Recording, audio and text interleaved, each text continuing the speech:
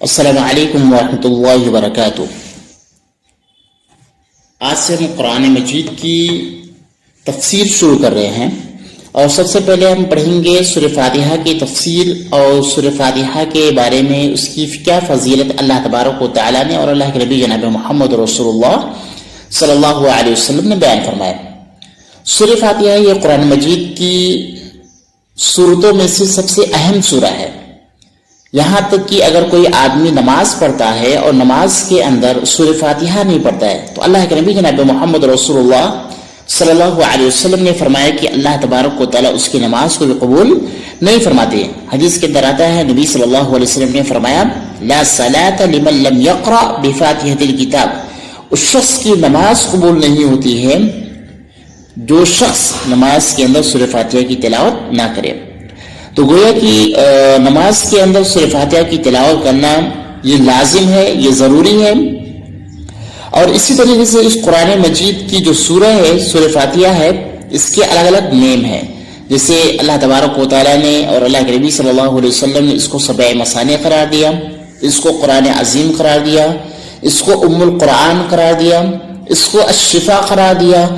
اور اس کے علاوہ بہت سارے اس سورہ کے نیم ہیں۔ تو سورہ فاتحہ ہم نماز میں پڑھتے ہیں، ہر رکعت میں پڑھتے ہیں، اور پڑھنا ضروری ہے، یہاں تک کہ ہم امام کے ساتھ ہوں تو بھی سورہ فاتحہ پڑھیں، اکیلے ہوں تو بھی سورہ فاتحہ پڑھیں، سنت پڑھ رہے ہیں تو بھی پڑھیں، فرض نماز پڑھ رہے ہیں تو بھی پڑھیں، نفلی نماز ادا کر رہے ہیں تو بھی پڑھیں۔ ہر صورت میں سورہ فاتحہ کی تلاوت لازم ہے، ضروری ہے۔ بنا سورہ فاتحہ کی تلاوت کے ہماری نماز قبول نہیں ہوگی، اور اس کو اللہ تبارک و تعالیٰ نے دو الگ الگ حصوں میں بانٹ دیا ہے۔ پہلا جو حصہ ہے اس میں اللہ تبارک و تعالیٰ کی تعریف ہے، اللہ تبارک و تعالیٰ کی وحدانیت کا ذکر ہے، اسی طریقے سے اللہ تبارک و تعالیٰ کے بارے میں ذکر ہے کہ اللہ تبارک و تعالیٰ قیامت کا رب ہے، اللہ تبارک و تعالیٰ قیامت کے دن کا مالک ہے۔ اور اس کے بعد میں اللہ تبارک و تعالیٰ نے آدھا جو حصہ ہے وہ بندوں کے حوالے سے ذکر کیا ہے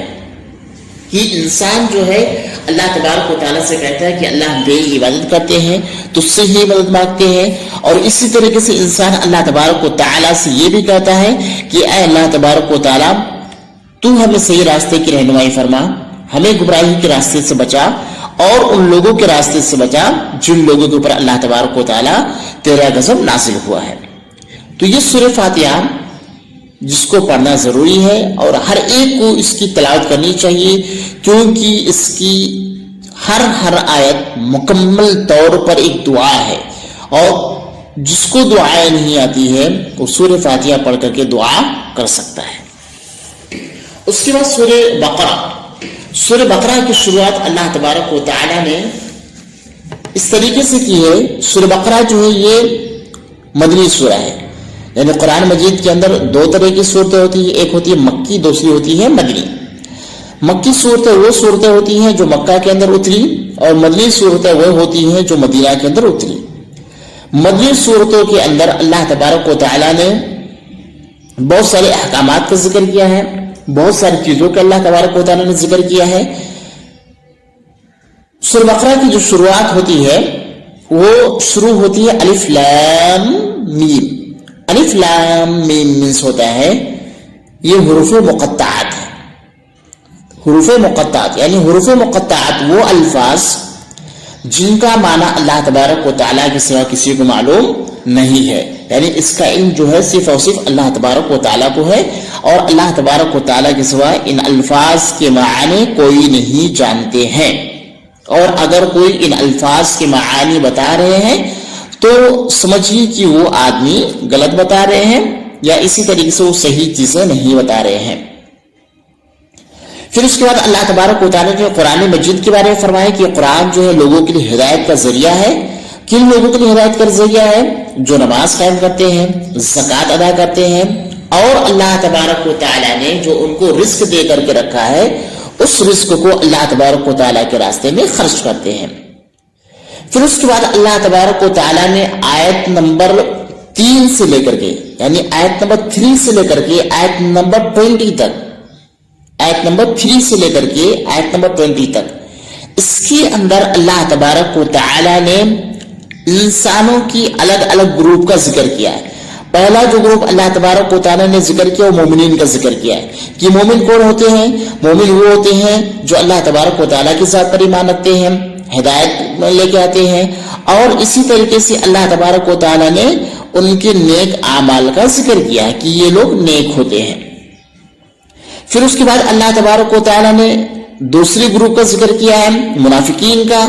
منافقین وہ ہوتے ہیں جو ظاہری طور پر ایمان لانے کا دعویٰ کرتے ہیں اور کہتے ہیں کہ ہم اللہ تبارک و تعالیٰ کی ذات پر ایمان لے کر کے آئے ہیں اور اللہ تبارک و تعالیٰ کو ہم اللہ تبارک و تعالیٰ مانتے ہیں. لیکن حقیقت یہ ہوتا ہے کہ وہ ظاہری طور پر اپنے آپ کو مومن دکھاتے ہیں, اپنے آپ کو مومن پیش کرتے ہیں, لیکن حقیقت یہ ہوتا ہے کہ وہ صرف اور صرف مسلمانوں کو, مومنوں کو دھوکہ دیتے ہیں. حقیقت میں وہ ایمان نہیں لاتے ہیں اور نہ ہی ان کا ایمان مکمل ہوتا ہے. پھر اس کے بعد اللہ تبارک و تعالیٰ نے تیسرے گروپ کا ذکر کیا کفار کا. کفار وہ جو ایمان نہیں لائے,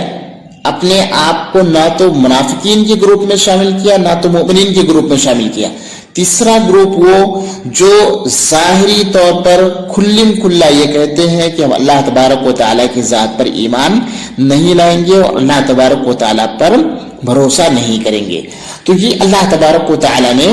تین الگ الگ گروپس کا یہاں پر ذکر کیا ہے. مومنین کا ذکر کیا, مومن مطلب وہ جو اللہ کی ذات پر ایمان رکھتے ہیں. دوسرا گروپ جو ہے منافقین کا ہے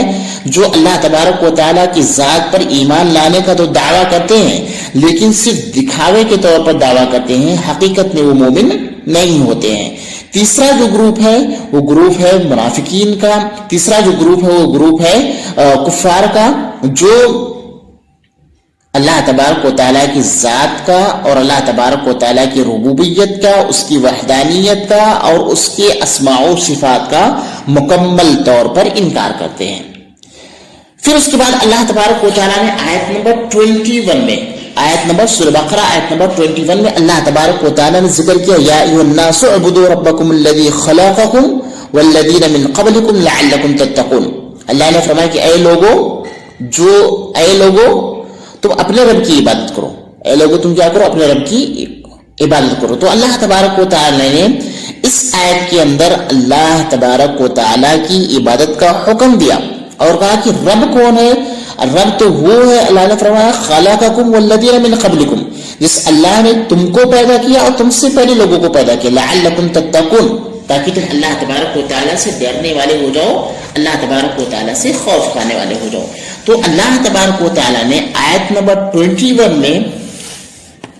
اس بات کا حکم دیا ہے کہ تم صرف اور صرف اللہ تبارک و تعالیٰ کی عبادت کرو اور اللہ تبارک و تعالیٰ کی وحدانیت کا, اس کی ربوبیت کا اور اس کی اسماء و صفات کو قبول کرو. پھر اس کے بعد اللہ تبارک و تعالیٰ نے آگے فرمایا کہ اللہ ہے کون. پھر اللہ نے کہا کہ 22 میں کہ اللہ تو وہ ہے جس نے تمہارے لیے آسمان بنایا, جس نے تمہارے لیے مختلف قسم کے پھل پیدا کیے. اور اسی طریقے سے اللہ تبارک و تعالیٰ نے کہا کہ اگر تم اللہ کی عبادت نہیں کرو گے تو اللہ نے کہا کہ جہنم کے عذاب سے ڈرو, جہنم کے عذاب سے ڈرو. کیوں جہنم کے عذاب سے ڈرو؟ اللہ نے فرمایا کہ جہنم کا عذاب جو ہے یہ وقودہ الناس والحجارہ, جس کے ایندھن جو ہوں گے صرف اور صرف انسان اور پتھر ہوں گے جو کافروں کے لیے تیار کیا گیا ہے. تو اللہ تبارک و تعالیٰ نے آیت نمبر 21 کے بعد مختلف طریقے سے اپنی وحدانیت کا ذکر کیا ہے اور کہا کہ اللہ تبارک و تعالیٰ کی وحدانیت کو قبول کرو اور اللہ تبارک و تعالیٰ کو اللہ مانو. اور پھر اس کے بعد اللہ تبارک و تعالیٰ نے اپنی نعمتوں کا ذکر کیا ہے اور اپنے عذاب کا ذکر کیا ہے کہ اگر تم اللہ کی وحدانیت کو قبول کرو گے تو تمہارے اللہ تبارک و تعالیٰ یہ چیز عطا فرمائیں گے, اور اگر تم اللہ تبارک و تعالیٰ کی وحدانیت کو نہیں قبول کرو گے تو بدلے میں اللہ تبارک و تعالیٰ نے تمہارے لیے جہنم کے عذاب کو تیار کر کے رکھے ہیں. پھر اس کے بعد اللہ تبارک و تعالیٰ نے مختلف مثالیں دیا ہے اور مختلف طریقے سے اللہ تبارک و تعالیٰ نے چھوٹی چھوٹی مثالیں دے کر کے لوگوں کو سمجھایا کہ اللہ تبارک و تعالیٰ یہ مثالیں دے رہے ہیں چھوٹی چھوٹی، تاکہ لوگوں کے ذہن میں یہ بات بیٹھ جائے کہ اللہ تبارک و تعالی ہر چیز کے کرنے پر قادر ہے اور اللہ تبارک و تعالی ہر چیز کے مالک ہیں۔ پھر اس کے بعد اللہ تبارک و تعالی نے آیت نمبر 30 سے لے کر کے آیت نمبر 37 تک، آیت نمبر 30 سے لے کر کے آیت نمبر 37 تک اللہ تبارک و تعالی نے حضرت آدم علیہ السلام کا ذکر کیا ہے۔ حضرت آدم علیہ السلام اور فرشتوں کا معاملہ ذکر کیا ہے کہ کس طریقے سے اللہ تبارک و تعالی نے حضرت آدم علیہ السلام کو پیدا کیا۔ پہلے یہ کہ اللہ تبارک و تعالی نے فرشتوں کو بلایا، فرشتوں کو بلا کر کے اللہ تبارک و تعالی نے مشورہ کیا اور کہا کہ میں جو ہے زمین کے اندر اپنا خلیفہ بنانا چاہتا ہوں، تو تمہاری کیا رائے ہے؟ تو فرشتوں نے کہا کہ اللہ تبارک و تعالی کیا آپ ایسے لوگوں کو پیدا کرنا چاہتے ہیں جو زمین میں جا کر کے لوگوں کا خون بہائیں گے، لوگوں کو قتل کریں گے اور لوگوں کا مال لے لیں گے؟ تو اللہ تبارک و تعالیٰ نے کہا کہ مجھے وہ چیزیں معلوم ہے جسے تم بھی جانتے نہیں ہو۔ پھر اللہ تبارک و تعالیٰ نے حضرت آدم علیہ السلام کو جنت کی اور تمام کی تمام چیزوں کے نیم یاد کرا دیے اور اس کے بعد نے فرشتوں کے اوپر پیش کیا اور فرشتوں سے کہا کہ فرشتوں ان چیزوں کا نام بتاؤ۔ تو فرشتوں نے کہا کہ اللہ تبارک و تعالیٰ ہمیں ان چیزوں کا علم نہیں ہے۔ پھر اللہ تبارک و تعالیٰ نے حضرت آدم علیہ السلام کو کہا کہ ان چیزوں کے نیم بتائیے۔ تو حضرت آدم علیہ السلام نے جنت کی ان تمام نعمتوں کے نیم بتا دیے۔ تو فرشتوں نے کہا کہ اللہ تیری ذات پاک ہے اور ہمیں انہی چیزوں کا علم ہے جسے تو نے بتایا ہے۔ پھر اس کے بعد اللہ تبارک و تعالیٰ نے فرشتوں کو حکم دیا کہ تم آدم علیہ السلام کا سجدہ کرو۔ تو تمام کے تمام فرشتے حضرت آدم علیہ السلام کے سجدے میں گر گئے سوائے ابلیس کے، جو اس وقت وہ جنت میں رہتا تھا، فرشتوں کے ساتھ رہتا تھا اور وہاں پر اس نے سجدہ کرنے سے انکار کر دیا۔ تو اللہ تبارک و تعالیٰ نے پھر فرشتوں کو سجدہ کرنے کا حکم دیا، تو فرشتے سجدے میں گر گئے اور ابلیس نے سجدہ کرنے سے انکار کر دیا اور تکبر کیا۔ تو اللہ تبارک و تعالیٰ نے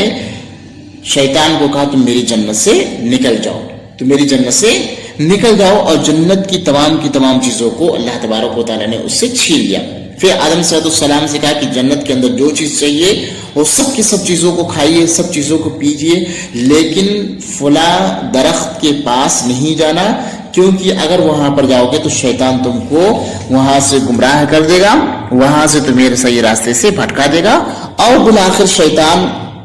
حضرت آدم علیہ السلام اور حوا علیہ السلام کے پاس آیا اور ان کو بہکایا۔ بالآخر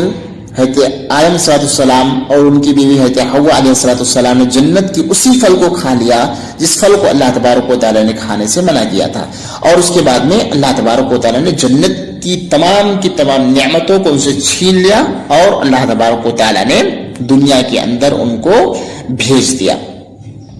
پھر اس کے بعد اللہ تبارک و تعالیٰ نے آیت نمبر 38 اور 39 میں انہی چیزوں کا ذکر کیا ہے کہ کس طریقے سے اللہ تبارک و تعالیٰ نے ان کو جنت سے نکالا اور جنت سے نکال کر کے دنیا کے اندر بھیجا، اور اللہ نے ان کو بتایا کہ بھائی دنیا کے اندر جب جاؤ گے تمہارے پاس ہمارے نبی آئیں گے،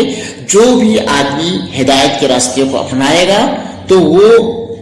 جنت میں جائے گا، اور جو آدمی ہدایت کے راستے کو نہیں اپنائے گا وہ صحیح راستے سے بھٹک جائے گا اور وہ اللہ تبارک و تعالیٰ کی عذاب کا مستحق ہوگا۔ پھر اس کے بعد اللہ تبارک و تعالیٰ نے آیت نمبر 40 سے لے کر کے 73 تک، آیت نمبر 40 سے لے کر کے آیت نمبر 73 تک اللہ تبارک و تعالیٰ نے بنی اسرائیل کا ذکر کیا ہے۔ بنی اسرائیل کس کو بولتے ہیں؟ اصل میں بنی اسرائیل جو ہے یہ حضرت یعقوب علیہ السلام کا لقب تھا، اور حضرت یعقوب علیہ السلام کے جو 12 بیٹے تھے انہی کی نسلوں سے جتنے بھی لوگ پیدا ہوئے وہ بنی اسرائیل کہلاتے ہیں، اور اللہ تبارک و تعالیٰ نے ان کی ہدایت کے لیے اور ان کو سمجھانے کے لیے بہت سارے انبیاء کرام علیہ السلام کو بھیجے، اور اللہ تبارک و تعالیٰ نے ان کو دنیا کے اندر بہت ساری فضیلت دیا تھا۔ تو آیت نمبر 40 سے لے کر کے آیت نمبر 73 تک اللہ تبارک و تعالیٰ نے بنی اسرائیل کا ذکر کیا اور بنی اسرائیل کو یاد دلایا کہ بنی اسرائیل کے لوگوں تم میری نعمت کو یاد کرو جو میری نعمت تمہارے اوپر دے کر کے رکھی ہے، اور تم میری مجھ سے ڈرتے رہو اور میرے ذات پر ایمان لے کر کے آ جاؤ اور حق کو باطل کے ساتھ مت ملاؤ. کیونکہ بنی اسرائیل لوگ کیا کرتے تھے کہ جو حق بات ہوتا تھا، جو صحیح بات ہوتا تھا، اس صحیح بات کو غلط بات کے ساتھ ملا کر کے اس کو لوگوں کے درمیان عام کر دیتے تھے. تو اللہ نے فرمایا کہ تم اس طریقے سے مت کرو. اسی طریقے سے اللہ نے بنی اسرائیل کو حکم دیا کہ تم بھی نماز قائم کرو، زکوٰۃ ادا کرو اور رکوع کرنے والوں کے ساتھ رکوع کیا کرو. پھر اس کے بعد اللہ تبارک و تعالیٰ نے بنی اسرائیل کو سمجھایا اور کہا کہ تم لوگوں کو بھلائی کا حکم دیتے ہو اور اپنے آپ کو بھول جاتے ہو. یعنی جب اگر تم لوگوں کو بھلائی کا حکم دو، نیکی کا حکم دو، اچھے اعمال کرنے کا حکم دو، تو پہلے خود عمل کرو، اس کے بعد میں لوگوں کو نیکی کا حکم دو. یہی حکم اللہ تبارک و تعالیٰ نے اس امت کو بھی دیا ہے کہ پہلے لوگوں کو نیکی کا حکم دینے سے پہلے خود عمل کرو، اینڈ جب خود عمل کرنے لگو تو اس کے بعد لوگوں کو نیکی کا حکم دو. تو اللہ تبارک و تعالیٰ نے ان سے کہا کہ بھائی تم کیا کرو، پہلے خود عمل کرو. پھر اس کے بعد اللہ تبارک و تعالیٰ نے اس آیت کے اندر ذکر کیا کہ تم اللہ تبارک و تعالیٰ سے مدد طلب کرو. اور اللہ تبارک و تعالیٰ نے بنی اسرائیل کو کہا کہ بنی اسرائیل کے لوگوں تم میری نعمت کو یاد کرو جبکہ میں نے تمہیں پوری دنیا والوں کے اوپر فضیلت دیا. پوری دنیا کے اندر جتنے بھی لوگ موجود ہیں تمام کے تمام لوگوں کے اوپر اللہ تبارک و تعالیٰ نے بنی اسرائیل کو ایک فضیلت دیا، ایک رتبہ دیا، ایک اللہ تبارک و تعالیٰ نے ان کو اہمیت دیا. پھر اس کے بعد اللہ تبارک و تعالیٰ نے فرمایا کہ تم حق کو باطل کے ساتھ مت ملاؤ اور ایک دوسرے کو کیا کرو، گڑمٹ مت کرو. یعنی حق جو بات ہے وہ حق بات پیش کرو اور جو باطل ہے اس باطل کو باطل ہی رہنے دو، دونوں کو آپس میں مت ملاؤ. پھر اللہ تبارک و تعالیٰ نے بنی اسرائیل کے اوپر جو عذاب ہو رہا تھا، بنی اسرائیل کو جو فرعون سزائیں دے رہا تھا، فرعون سزا کیا دے رہا تھا کہ ان کے بچوں کو ذبح کر دیتا تھا، بنی اسرائیل کے بچوں کو ذبح کر دیتا تھا اور بچیوں کو چھوڑ دیتا تھا. تو اللہ تبارک و تعالیٰ نے اپنی اس نعمت کا بھی ذکر کیا ہے اور کہا کہ اللہ کی اس نعمت کو یاد کرو جب کہ کیا ہے فرعون تمہارے بچوں کو ذبح کر رہا تھا اور تمہارے بچیوں کو چھوڑ رہا تھا. اور اللہ تبارک و تعالیٰ نے پھر ایک اور نعمت کا ذکر کیا ہے جب موسیٰ علیہ السلام بنی اسرائیل کو لے کر کے دریا کے پار کر رہے تھے تو اللہ نے اس دریا کو پار کرا دیا ان لوگوں کو، موسیٰ علیہ السلام اور ان کے ساتھیوں کو، بنی اسرائیل کو، اور اسی دریا کے اندر اللہ تبارک و تعالیٰ نے فرعون اور اس کے لشکر کو ڈبو دیا. پھر اسی آیت نمبر 50 کے اندر اللہ تبارک و تعالیٰ نے ذکر کیا ہے کہ تم میری اس وعدے کو یاد کرو جبکہ ہم نے تمہیں 40 راتوں کے لیے بلایا تھا کوہ طور پر. موسیٰ علیہ السلام 40 راتوں کے لیے کوہ طور پر گئے، وہاں پر اللہ تبارک و تعالیٰ سے ملاقات کیا، اللہ تبارک و تعالیٰ سے بات کیا اور بدلے میں اللہ تبارک و تعالیٰ نے ان کو کتاب دیا جس کا نام تھا تورات. اور تورات لینے کے بعد موسیٰ علیہ السلام جب گئے تھے 40 راتوں کے لیے تو پیچھے اپنے بھائی تھے ہارون علیہ السلام کو اپنا وزیر بنا دیا تھا، لیکن قوم کے لوگوں نے سرکشی کرنا شروع کر دیا اور ان لوگوں نے بچڑے کو اپنا رب بنا لیا. یعنی گائے کے بچے کو انہوں نے کیا کیا اپنا رب بنا لیا. تو موسیٰ علیہ السلام جب ان کے پاس واپس آئے تو ان کو سمجھایا اور کہا کہ تم نے کیا کیا ہے، گناہ والا عمل کیا ہے اور یہ حرام عمل ہے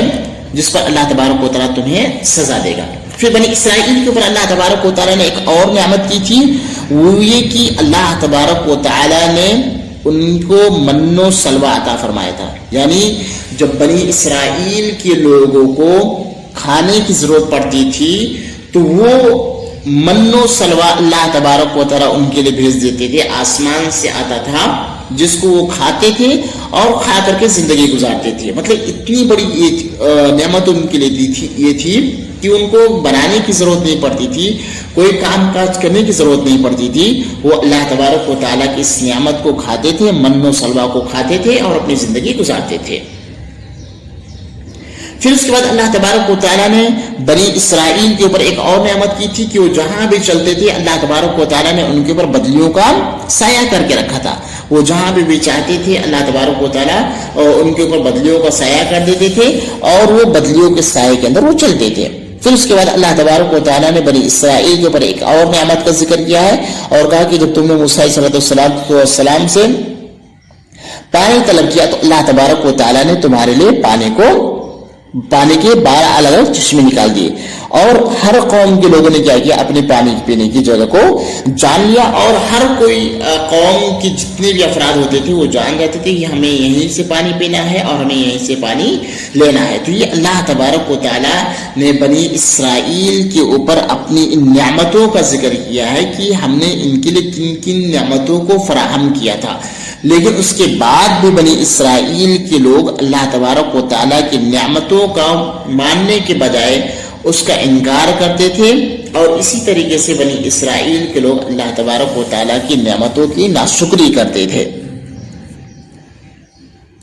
پھر اس کے بعد اللہ تبارک و تعالیٰ نے آیت نمبر 83 کے اندر اللہ تبارک و تعالیٰ نے اپنے عہد و پیمان کو یاد دلایا۔ بنی اسرائیل کو اللہ تبارک و تعالیٰ نے یاد دلایا ہے کہ جو اللہ تبارک و تعالیٰ نے تم سے وعدہ لیا ہے، کہ اللہ نے وعدہ کیا لیا تھا کہ تم کسی کا خون نہیں بہاؤ گے، تم کسی کو ان کے گھروں سے نہیں نکالو گے، اور بنی اسرائیل کے لوگوں نے اس بات کو قبول بھی کیا کہ اللہ ہم ایسا کریں گے، نہ کسی کو خون بہائیں گے، نہ کسی کو ہم ان کے گھروں سے نکالیں گے۔ اور اسی طریقے سے بنی اسرائیل کے لوگوں نے اللہ سے یہ بھی وعدہ کیا تھا کہ ہم اللہ کے ساتھ کسی کو شریک نہیں ٹھہرائیں گے، والدین کے ساتھ اچھا سلوک کریں گے، یتیموں کے ساتھ اچھا بیہیو کریں گے، مسکینوں کے ساتھ اچھا بیہیو کریں گے،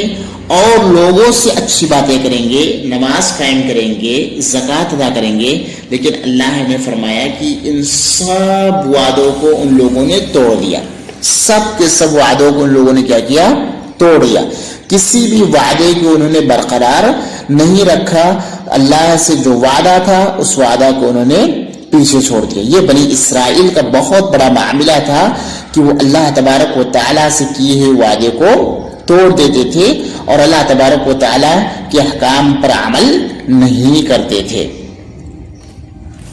پھر اس کے بعد اللہ تبارک و تعالیٰ نے آیت نمبر 102 میں اللہ تبارک و تعالیٰ نے جادو اور اس کے نقصان کا ذکر کیا ہے، جادو کرنے کا، اور اسی طریقے سے جادو کرنے کا نقصان کیا، ہماری شریعت کے اندر کیا ہے، جادو کرنا حرام ہے، جادو کرنا ہماری شریعت کے اندر حرام ہے۔ اور اس سے پہلی جو شریعتیں تھیں ان میں بھی کیا تھا، جادو کرنے کا جو عمل تھا وہ ممنوع تھا، جادو کرنا صحیح نہیں ہوتا تھا۔ لیکن جو شیطان تھا، شیطان نے کیا کیا، حضرت سلیمان علیہ السلام کے حوالے سے یہ بات مشہور کر دیا کہ سلیمان علیہ السلام اپنی جادو کے ذریعے سے بادشاہت کرتے تھے، لوگوں کے اوپر حکومت کیا کرتے تھے، اور جادو کے ذریعے سے ہی وہ اپنی بادشاہت کو چلاتے تھے۔ تو اللہ تبارک و تعالیٰ نے اسی چیز کا ذکر کیا ہے کہ سلیمان علیہ السلام جادوگر نہیں تھے، بلکہ وہ اللہ تبارک و تعالیٰ کے ایک بھیجے ہوئے نبی تھے، اور اللہ تبارک و تعالیٰ نے ان کو قوت دیا تھا، ان کو طاقت دیا تھا، جس کے مطابق وہ پوری دنیا کے اندر اپنا بادشاہت اور اپنی حکومت کیا کرتے تھے۔ پھر اس کے بعد اللہ تبارک و تعالیٰ نے آیت نمبر 104 میں بہت سارے احکامات ذکر کیے، اور خاص کر کے نبی کے حوالے سے کہا کہ اے اللہ نے فرمایا الذین آمنوا لا تقولوا راعنا، اے ایمان لانے والو تم نبی کو راعنا مت کہو۔ راعنا مینس ہوتا ہے چرواہا، راعنا مینس ہوتا ہے چرواہا، یعنی اللہ تبارک و تعالیٰ نے کہا کہ اے لوگو تم اللہ تبارک و تعالیٰ کو راعنا مت کہو، بلکہ کیا کہو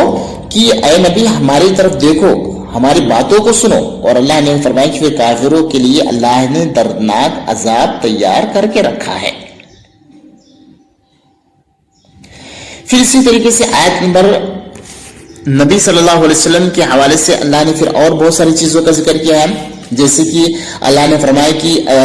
جو آیتیں منسوخ کی ہیں، یعنی منسوخ من سے ہوتا ہے کہ کوئی ایسا حکم ہے جو قرآن مجید کے اندر موجود ہے، کوئی ایسا حکم جو قرآن مجید کے اندر موجود ہے، اب اس کو اللہ تبارک و تعالیٰ نے یا تو لکھ رکھا ہے، لیکن اس کا حکم جو ہے، اس کا جو آرڈر ہے اس کو فالو نہیں کیا جائے گا، اس کو بولا جاتا ہے منسوخ، یا یہ کہ پہلے کچھ اور حکم تھا، بعد میں اللہ تبارک و تعالیٰ نے کوئی اور حکم نازل فرمایا، تو اس کو بولا جاتا ہے منسوخ۔ مثال کے طور پر قرآن مجید کے اندر 2 طریقے کی آیتیں ہیں زنا کے حوالے سے. آپ سورہ بقرہ کے اندر ہی پڑھیں گے کہ اگر کوئی عورت جو ہے زنا کر لے یا کوئی آدمی زنا کر لے تو شروع میں حکم یہ تھا کہ ایسے شخص کو گھر کے اندر بند کر دیا جائے یہاں تک کہ اس کو موت آ جائے. پھر بعد میں اللہ تبارک و تعالیٰ نے اس رول کو چینج کیا اور کہا کہ اگر کوئی شادی شدہ ہے تو اس کو رجم کر دیا جائے گا پتھروں سے مار مار کر کے, اور اگر کوئی غیر شادی شدہ ہے تو اس کو 100 کوڑے مارے جائیں گے. تو یعنی جو پہلے حکم ہوتا ہے اس حکم کو ختم کر کے دوسرا آرڈر لے کے آنا, دوسرا رول لے کر کے آنا, اس کو بڑھ جاتا ہے منسوخ. تو اللہ نے فرمایا کہ جو ہم نے منسوخ کر کے رکھا کچھ آیتوں کو, یہ اللہ نے فرمایا کہ اس میں یا تو اسی جیسے کوئی آیت لے کے آتے ہیں یا اس سے بہتر حکم لے کے آتے ہیں. لیکن کفار جو ہوتے تھے, منافقین جو ہوتے تھے, اسی طرح یہود و نصارہ جو ہوتے تھے, وہ نبی کا مذاق اڑاتے تھے اور نبی کے بارے میں کہتے تھے یہ کیسا نبی ہے جو ہر بار اپنی آیتوں کو اور اپنی الفاظ کو بدلتا رہتا ہے. تو منسوخ جہاں پر کوئی چیز ہوتی ہے وہاں تو اللہ تبارک و تعالیٰ اس سے بہتر آرڈر لے کے آتے ہیں یا اسی کی جیسا کوئی آرڈر اللہ تبارک و تعالیٰ اتارتے ہیں. پھر اس کے بعد اللہ تبارک و تعالیٰ نے انسان کی خواہشات کا ذکر کیا ہے کہ اگر کوئی انسان اپنی خواہشات کے مطابق یعنی اپنی من مرضی کوئی عمل کرتا ہے تو اللہ تبارک و تعالی اس عمل کو قبول نہیں کریں گے. انسان کی قبولیت کے لیے سب سے پہلی جو شرط ہے وہ شرط یہ ہے کہ آدمی کیا کرے, اللہ تبارک و تعالیٰ کے حکم کے سامنے اپنے آپ کو سرنڈر کر دے, اللہ تبارک و تعالیٰ کے سامنے اپنے آپ کو سرنڈر کر دے. پھر اللہ تبارک و تعالیٰ نے آیت نمبر 111 and 112 میں اللہ تبارک و تعالیٰ نے یہود و نصارہ کا ذکر کیا ہے. یہود و نصارہ کیا کہتے تھے؟ وہ کہتے وقالوا لن يدخلوا الجنة الا من كان هودا او نصارى. وہ لوگ کہتے تھے کہ جنت کے اندر صرف اور صرف وہ لوگ داخل ہوں گے جو یہودی ہوں گے یا نصارہ ہوں گے. یعنی جنت کے اندر جانے کے لیے سب سے پہلی کنڈیشن یہود اور نصارہ کیا کہتے تھے کہ یہود ہونا ضروری ہے, یعنی کرسچن یا جوس ہونا ضروری ہے. اللہ نے فرمایا دل کا امانیہم, یہ تو ان کی اپنی گمان ہے, ان کی اپنی تھاٹس ہیں, یہ اپنے حساب سے کہتے ہیں. اللہ نے فرمایا قل ہاتوا برہانکم ان کنتم صادقین, بھائی اگر تم سچ ہو تو اس کے لیے کوئی دلیل لے کے آ جاؤ. اللہ نے پھر آگے جواب دیا بلا من اسلم وجهه للہ وهو محسن. اللہ نے فرمایا کہ جو آدمی اپنے آپ کو اللہ تبارک و تعالیٰ کے سامنے جھکا دے, جو آدمی اپنے آپ کو اللہ کے سامنے جھکا دے اور نیکی کا عمل کرے, تو اللہ نے فرمایا ایسے لوگوں کو اللہ تبارک و تعالیٰ اجر دیں گے. ایسے لوگوں کو اللہ کیا دیں گے؟ اجر دیں گے. اور ایسے لوگوں کے لیے اللہ تبارک و تعالیٰ نے خوشخبری دیا کہ ایسے لوگوں کے لیے کوئی خوف نہیں ہوگا, ایسے لوگوں کو اللہ تبارک و تعالیٰ کسی قسم کی پریشانیوں سے دوچار نہیں کریں گے.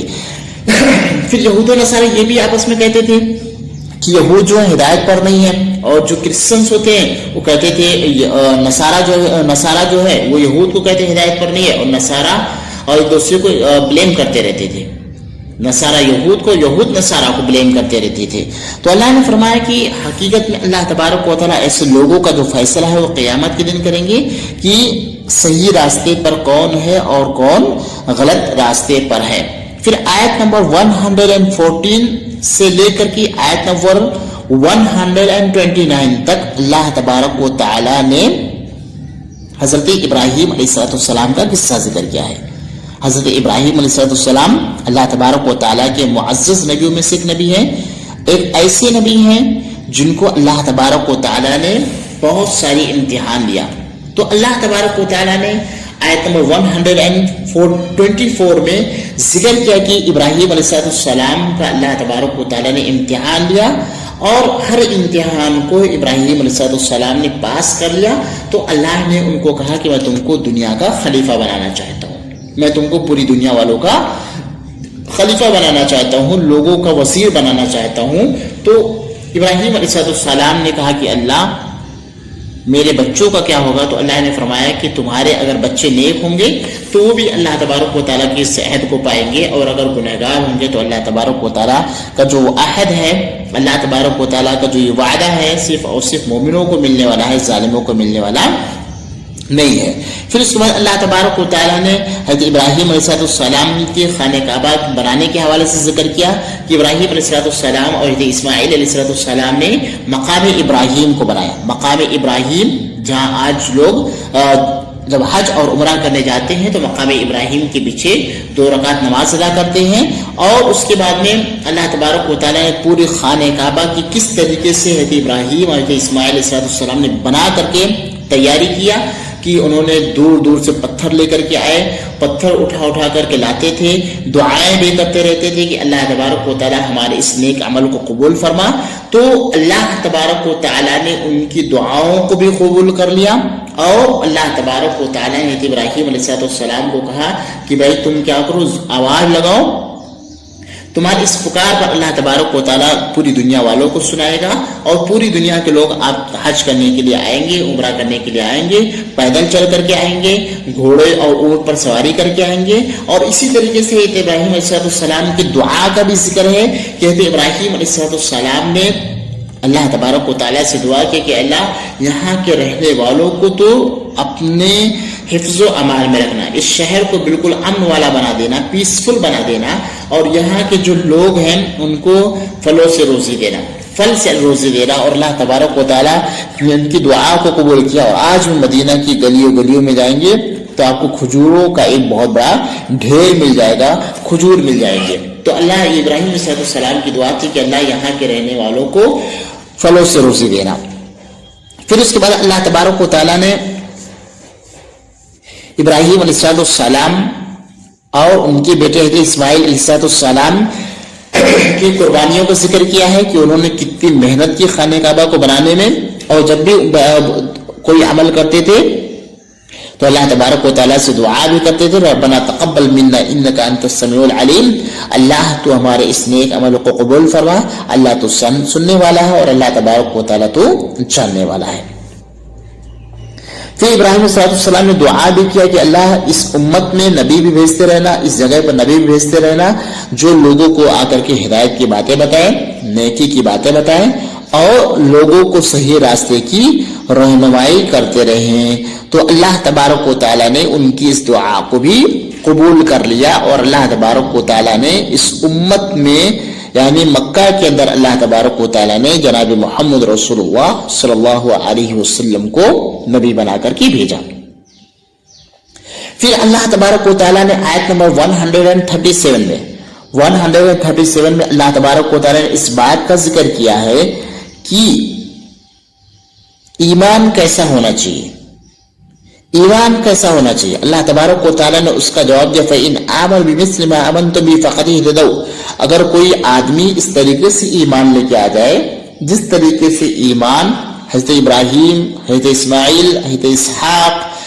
اور حضرت یعقوب اور دوسرے لوگوں کا ایمان تھا، اگر اس طریقے سے ایمان لے کے آ جائیں فقط اہتدوا، تو اللہ نے فرمایا کہ یہی لوگ ہدایت پر ہوں گے۔ اور اگر کوئی آدمی صحیح راستے سے بھٹک جائے گا تو اللہ نے فرمایا ایسے لوگوں کا ٹھکانہ کیا ہوگا؟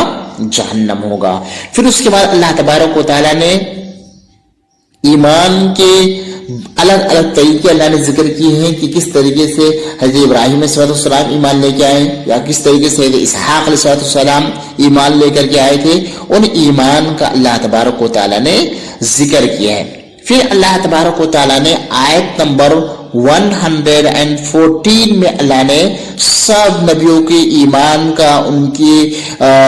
محنتوں کا، ان کی کوششوں کا ذکر کرنے کے بعد اللہ نے فرمایا ایک ایسی امت تھی جو گزر چکی،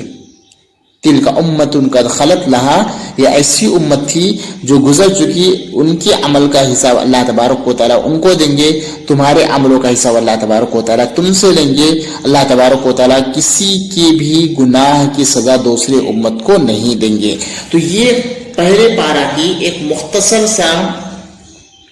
شارٹ ریویو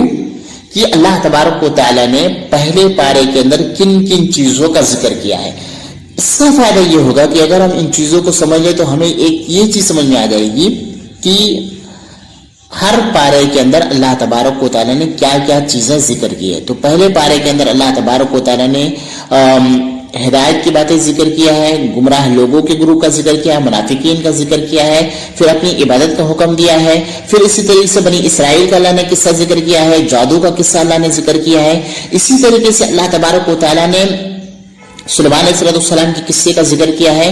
اور اس کے بعد میں اللہ تبارک و تعالیٰ نے نبی صلی اللہ علیہ وسلم کے لیے کیا الفاظ استعمال کرنے ہیں اور نبی کے حوالے سے کیا چیزیں کہنی ہیں، ان چیزوں کا ذکر کیا ہے. پھر اللہ نے حضرت ابراہیم علیہ السلام، حضرت اسماعیل علیہ السلام کا قصہ ذکر کیا ہے، اور اسی طریقے سے اللہ تبارک و تعالیٰ نے سب نبیوں کا ذکر کرنے کے بعد کہا کہ ان کے جیسا ہمارا ایمان ہونا چاہیے، اگر ان کے جیسا ہمارا ایمان نہیں رہا تو ہمارا ایمان نامکمل ہوگا. جزاکم اللہ خیرا. السلام علیکم ورحمۃ اللہ وبرکاتہ.